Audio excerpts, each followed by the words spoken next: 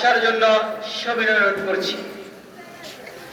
সম্মানিত হাজিরিন, আমি আপনাদের সম্মুখে একটি কোরআন হাকিম থেকে তেলাওয়াত করেছি।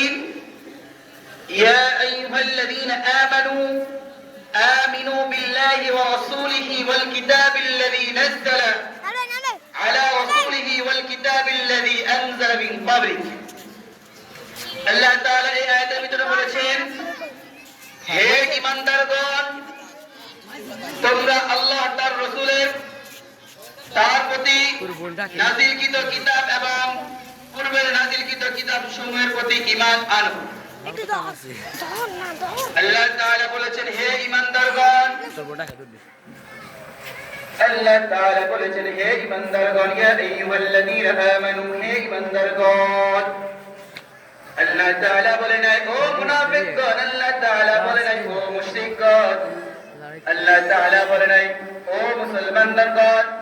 আল্লাহ তাআলা এই আয়াতের ভিতরে বলেছেন, হে ঈমানদারগণ। ঈমানদারগণ ব্যক্তি, ঈমানদার ওই ব্যক্তি যে ব্যক্তি 5 ওয়াক্ত নামাজ জামাতের সহিত আদায় করে, যে ব্যক্তি কোরআনে নিজের জীবন কোরআনের ভিতরে দিয়েছে, নিজের সামাজিক জীবন, রাষ্ট্র জীবন, পারিবারিক জীবন, নিজের জীবনকে কোরআন মোতাবেক, হাদিস মোতাবেক নিজের জীবনকে যারা গঠন করবে তারাই মুমিন। আল্লাহ তাআলা বলেন, হে ঈমানদারগণ। আল্লাহ তাআলা বলেন, হে মুমিনগণ। মুমিন ওই ব্যক্তি যেই ব্যক্তি 5 ওয়াক্ত নামাজ আদায় করবে এবং ইসলামের মোতাবেক নিজের জীবনকে গঠন করবে এবং 5 ওয়াক্ত নামাজের সহিত হাদিসে যা বলেছে, হুজুরগণ যা বলেছে সেটা আদায় করবে। কিন্তু আজকে যখন আমরা বলি, অনেক মানুষ বলে আমরা সফল হয়ে গেছি, ওই মানুষ বলে সফল হয়ে গেছে কোন মানুষ?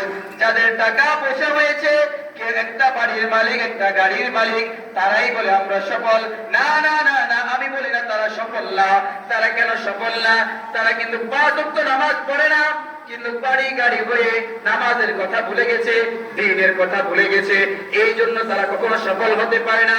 ওই ব্যক্তি সফল।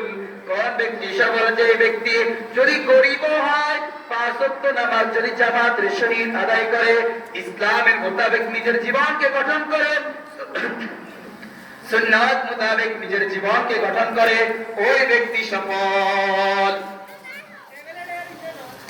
হে মুসলমান ঈমানদারগণ,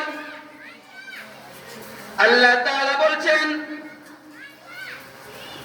তোমরা আল্লাহ তার রাসূলের প্রতি নাযিলকৃত কিতাবের পূর্বে নাযিলকৃত কিতাব সমূহের প্রতি ঈমান আনো। নাযিল কিতাব আল কুরআন, কুরআনের প্রতি ঈমান আনতে হবে। কুরআনকে নিজের জীবনকে সুন্দর করে কুরআন নিজের বুকে ধারণ করতে হবে। কুরআন নিজের পারিবারিক জীবনে গঠন করতে হবে। কুরআন নিজের সামাজিক জীবনে গঠন করতে হবে। কুরআন নিজের জীবনকে রাষ্ট্র গঠন করতে হবে। কিন্তু আমরা তা মানি না। আমরা শুধু মনে করি যে কুরআন মনে হয় শুধু মসজিদ মাদ্রাসায় সীমাবদ্ধ।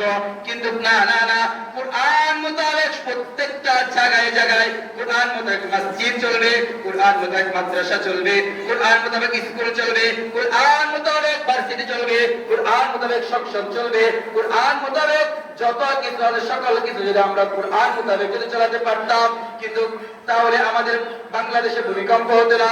আমাদের বাংলাদেশে আরো যত নাফরমানি আছে, দর্শন আছে, দর্শনকারী হতো না, চাঁদাবাজি হতো না, লুণ্ঠনকারী হতো না। কিন্তু আমরা কুরআন মোতাবেক নিজের জীবনকে গঠন না করার কারণে আমাদের বাংলাদেশে দর্শনের শিকার হচ্ছে, আমাদের বাংলাদেশ চাঁদাবাজির শিকার হচ্ছে। আমাদের বাংলাদেশে এমন কোন গুনাহ নাই, কেউ গুনাহ করে না, প্রত্যেকে গুনার ভিতরে লিপ্ত। আল্লাহ তাআলা এই জন্য আমাদের বাংলাদেশে গজব দিচ্ছে। আমার আল্লাহ তাআলা বলছেন, ও বান্দা, তুমি যদি মাকে একবার দাও,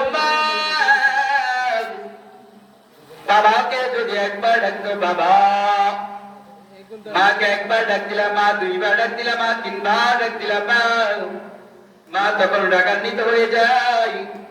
আমার আল্লাহ তাআলা বলছেন, তোমার মাও রাগান্বিত হয়ে যায়। ভাইকে একবার 2 বার 3 বার ডাক দাও, ভাই রাগান্বিত হয়ে যায়। বাবাকে একবার 2 বার 3 বার ডাক দাও, বাবা রাগান্বিত হয়ে যায়। কিন্তু আমার আল্লাহ রাব্বুল আলামিন বলে, ও বান্দা, আমাকে যদি বারবার ডাকতো আমি রাগান্বিত হইলাম। কে? আমাকে একবার ডাকছে আল্লাহ